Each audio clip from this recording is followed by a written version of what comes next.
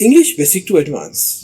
नसीम, इस पिछले short videos में हम इंडेफिनिट टेंस को पढ़ते आ रहे हैं। जैसा कि हम पढ़ चुके हैं प्रेजेंट, पास्ट और अब है future indefinite tense. Future indefinite इसका फॉर्मूला हमको बताते हैं और फिर आपको मिसालों से मजीद क्लियर करवा देंगे। तो इसमें सबसे पहले सब्जेक्ट होगा, यानी काम करने वाले शख्स, नाम, चीज, जगह, जो भी काम करने वाला उसे सब्जेक्ट कहते हैं। सबसे पहले सब्जेक्ट आएगा, उसके बाद हमने विल का इजाफा करना है। विल के बाद आपने वर्ब की पहली फॉर्म लगानी है। वर्ब क्या है? काम करने वाले लफ्ज की इंग्लिश, यानी खाना पीना सोना। अगर इंग्लिश में इनको बोला जाए तो उसे वर्ब कहते हैं।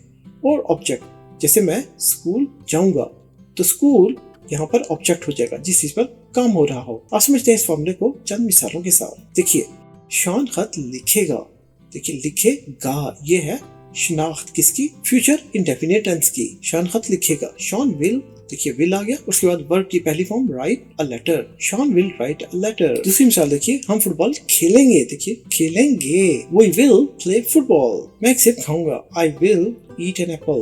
देखिए विल का इजाफा किया हमने सब में, और वर्ब की हमने पहली फॉर्म यूज की। राइट लिखना, प्ले खेलना, ईट खाना। और यहाँ पर ये शॉन नाम, वी हम, आई मैं, ये सब क्या है? सब्जेक्ट, जैसा कि आपको रंग से पता चल रहा है। और वर्ब भी आपने देख लिया। अब ऑब्जेक्ट लेटर है, फुटबॉल है, एप्पल है, सेब, खत, फुटबॉल, सेब, ये क्या है? ऑब्जेक्ट। उम्मीद है आपको ये समझ में आ गया होगा। मजीद इंग्लिश को आसानी से सीखने के लिए हमारे YouTube channel English basic to advance पर जरूर क्लिक कीजिए और हमारे होम पेज पर मौजूद कोर्स नंबर 1, 2 और 3 की प्लेलिस्ट के लिंक पर जरूर क्लिक कीजिए और फायदा उठाइए हमारे फ्री के इंग्लिश लेसन से।